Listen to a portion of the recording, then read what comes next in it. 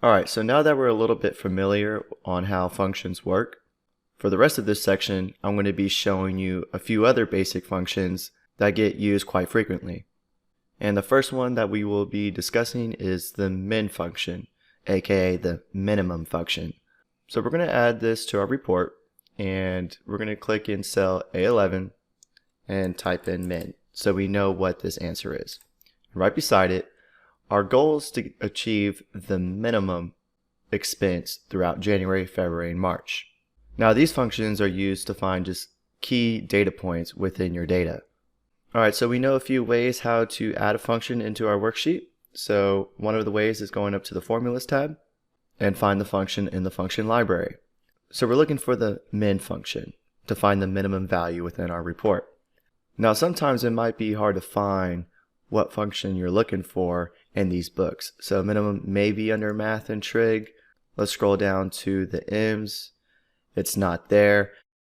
I haven't mentioned this before, but if you go to more functions, there's statistical, engineering, and I believe it's under statistical. And there it is. So we're going to give that a click. Now our function arguments window pops up. Now once again, Excel is trying to be helpful to decide which cells we were going to look for. Right now it says B4 through B10. Well, that includes our total and this blank cell, so we don't want to do that. So let's go ahead and change this range of cells by clicking B4 and dragging down to B8.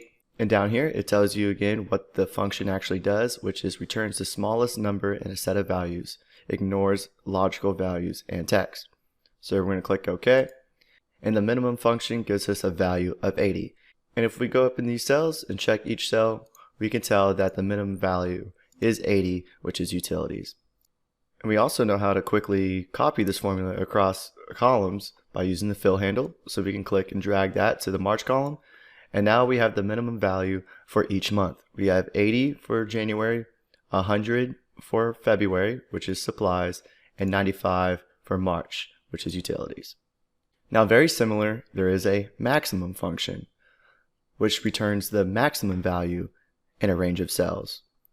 So in cell A12, we're going to type in max, come down here, and instead of searching it for in the functions library, I'm just going to start typing the equal sign and start typing max for maximum. Go ahead and give that a double click. And I know this little help box down here doesn't give you much information about the function, so let's go ahead and go to our functions arguments window by clicking the FX button. And you can tell that the maximum function returns the largest value in a set of values. So in our first argument, number 1, we're going to click this, and we're going to select the range of cells that we want to find the maximum in, and click OK. And we can see that the maximum value for January is cost of goods sold, which is $1,000. And we can click and drag the fill handle to copy this function across the columns. And now we have the maximum for all 3 months, and it looks like it's all in cost of goods sold. Alright, so that's the min and max function.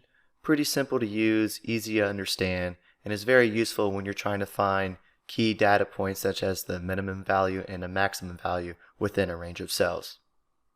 Alright, so let's just keep on going and start adding some more useful functions within our report.